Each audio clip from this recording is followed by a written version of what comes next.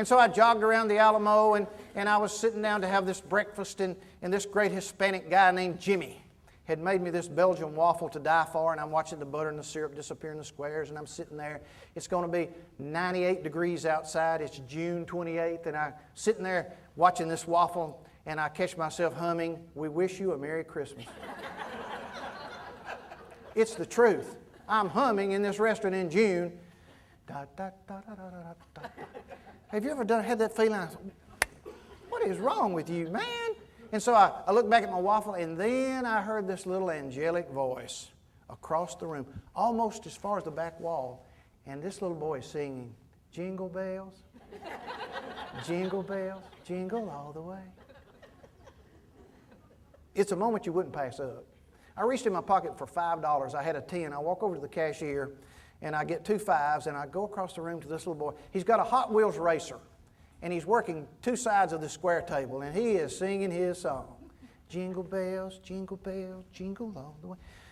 Of course, I'm a stranger, so I walk up, I look at the woman, I say, "Ma'am, may I speak to this little boy?" She said, "Why, certainly you may." And I dropped to one knee, and I said, "This is Texas." I'm thinking South. I extend my hand, and I say, "Hi, my name's Jack. What's your name?" He was not a Southern boy. He straightened up very properly. He said, "Peter." I said, "Peter, I got to tell you something. You sing Jingle Bells in June better than anyone I've ever heard in my life." The lady said, "What do we say?" He said, "Thank you very much." I asked the lady, I said, "Ma'am, may I give Peter a gift?" She said, "Well, certainly." And I handed him $5, and I said, "Peter, I got to tell you something. You sing Jingle Bells so well, I hope you'll always sing Jingle Bells when the feeling hits you. It's okay to sing Jingle Bells anytime you want. Thank you very much." Then, sometimes you just hit a home run. I turned to the mother, or to the lady, and I said, "Peter, is this your mother?" He said, "No, it's my grandmother." I looked at her. She looked like she's eating a banana sideways. I said, "What a fine son you have, your grandson." She said, "We are very proud of Peter." Then I knew why it was so proper. "We are very proud of Peter." I said, "Peter, I'll never forget you." He said, "Thank you very much." So now I leave Peter and his grandmother, and I go back to my waffle, and it's cold. And I don't care. And I'm sitting there feeling a little melancholy. I was just a little sad, because I realized Peter won't be singing Jingle Bells in June too many more years. And suddenly I realized someone was standing close by me. You've had that feeling? You knew they were there? And I turned, and it's Peter. And he's leaning into me, almost touching me. And as if he's sharing a secret, he whispers in my ear, "Thank you very much." I said, "Peter, thank you. I'll never forget you." Y'all, guess what else? That little boy's not going to forget me either, because nobody else is going to give him $5 for singing Jingle Bells. Now let me ask you a question. Where could you have that much pleasure for $5? It was priceless. Now, and I could have missed that. It was just a kid over here singing Jingle Bells. I'm singing in elevators now. People looking at me like I'm crazy. I'm thinking, "Peter, Peter, Peter, Peter." It's okay. It's important that you don't miss the miracles that surround you every day. Sometimes we miss them because we're not paying attention. Winston Churchill in World War II, you can read this in his essays, would go to his villa in the afternoons and paint. Well, the news media would have a fit with that today, wouldn't it? Churchill out at his villa painting. He was an artist. And this is what Churchill said: "The mind, unlike a muscle, cannot rest itself simply from inactivity. You must engage another part of your mind totally before you free up the other part of your mind to rest itself." And painting, which required incredible concentration, meant that when Churchill was in front of his easel, concentrating on each stroke of the brush, during those moments he was effectively forgetting about the war.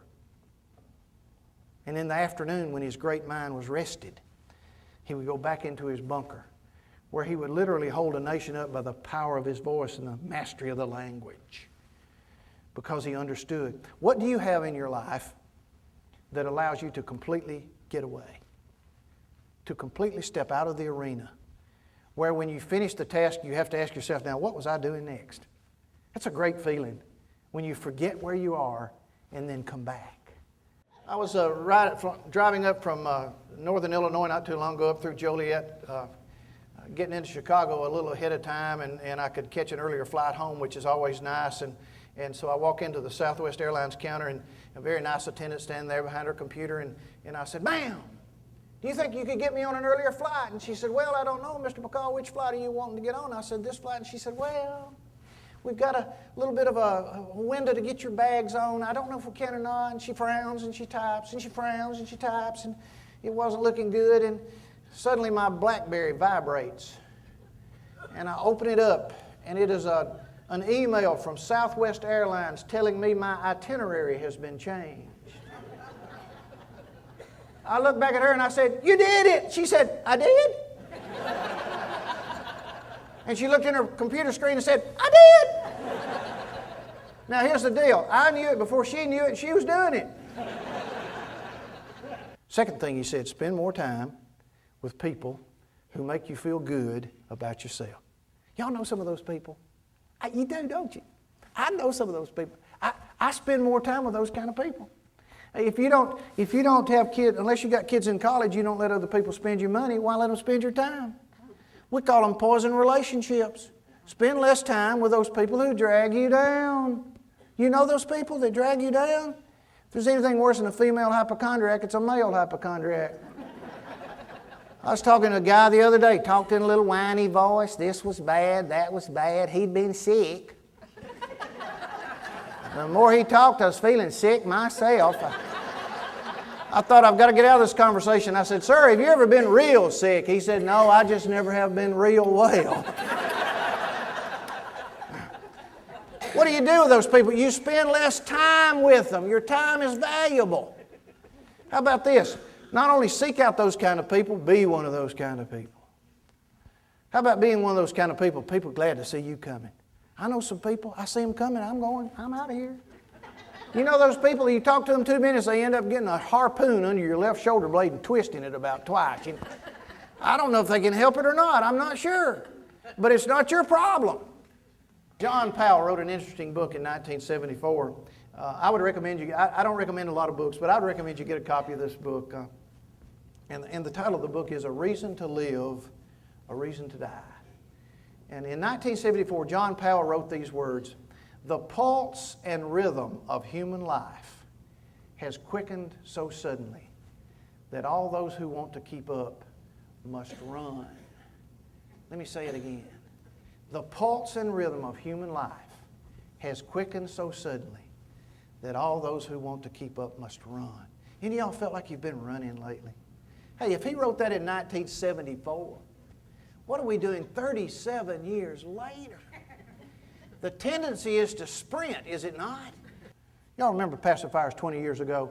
You know what I'm talking about? 20 years ago it was a very simple instrument, disc bulb handle. Have you seen the ones they have for these children now? They are grotesque. Our granddaughter's got one. The shield has a dimple in the top so it doesn't touch their little nose. And the bulb is flat on the bottom, and she's got a shoestring and a clothespin so she can pin it to her little shirt so she doesn't drop it. When our boys were small, if they dropped the pacifier on the ground, we just picked it up, licked it off, stuck it back in there. What's an immune system for? You use it or you lose it, right? A little dirt won't hurt you. He was addicted to that thing. He could make that thing turn 165 revolutions a minute. He could smile and it wouldn't slow down. An Indy car engine couldn't turn a piston faster than he could turn old choo-choo. One night we were getting him to bed. His little brother they're 16 months apart. Kathy had the baby, and I had Jay Brim, and we walked in the room. His pacifier singing in my ear. We're dressed alike. He's got on a diaper. I didn't try that. I've got on a boxer short, no shirt. He's got a diaper, no shirt. We're easing into the room, and I can hear the pacifier singing in my ear. We're skin to skin, and I lay him on the bed, and I crawl across him and drop to my stomach, look the other way. I can hear his pacifier singing, but I'm not going to look, because if you look, they laugh. If they laugh, they don't go to sleep. So I'm lying there on the side of my head looking this way, and in a minute I peek to see what he's doing. He's mimicking me. He's lying on this side of his head looking that way, pacifier singing, he's smiling. I'm hoping he'll go to sleep, and suddenly I hear the pacifier suction break in his mouth. He's pulled it out. I don't know why. I'm not looking. I hold real still, and I almost missed it, but I felt it and I heard it as he kissed me on my left shoulder. That's what I said. Oh. I'm holding my sides to keep from laughing or crying. He's not finished. He took his fat little hand. You remember the dimples in a toddler's knuckles? He laid that fat little hand where he just kissed, and I counted, he patted me tenderly 3 times. Why, if I live to be 129, I'll never forget a moment when a little boy, without saying a word, delivered a message to his dad. Dad, for whatever you've invested in me so far, here's a return on your investment. I love you too. Soft places. It's important that we maintain soft places in our life, where we come in out of the wind, where we catch our breath,